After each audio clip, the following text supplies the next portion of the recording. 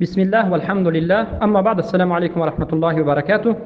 برادران و خواهران موحدم، بارک الله فیکم. بهترین چیزی که با اون روزه گشوده می شود، بهترین طعامی که اولین لقمه شما در افطار ماه مبارک رمضان می گردد و این سنت رسول اکرم صلی الله علیه و سلم است، این تمر می باشد. تمر یعنی خرمای خشکی که در زمین های عرب، در نیم جزیره عربی سعودی یا بعضی از دولت های عربی در اونجا وجود دارد.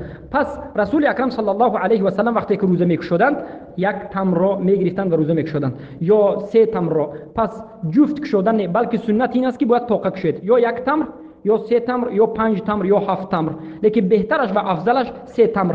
یعنی بسم الله میگوید بعد از اینکه دعا را به پایان رسانیدید و وقتی افطار کردن داخل شد، سه تمر با سه تمر روزه میکشید. اگر تمر نباشد، چخیلی که در حدیث صحیح آمده است، فإن لم یوجد تمر حس حسرة بالماء. اگر تمر وجود نداشته باشد، خرما وجود نداشته باشد، شما به آب یک نفس میگیرید، یک قلت یا که دو لقمه یا که دو از آب میگیرید، حسوه از آب میگیرید و با این روزه مبارکه خود را میکشید. بارک الله فیکم. الله روزه مبارکه همه ما را قبول بکند و باقی مانده‌اش را آسان و به اخلاص و توفیق انجام دادن را نصیب روزه ما بگرداند.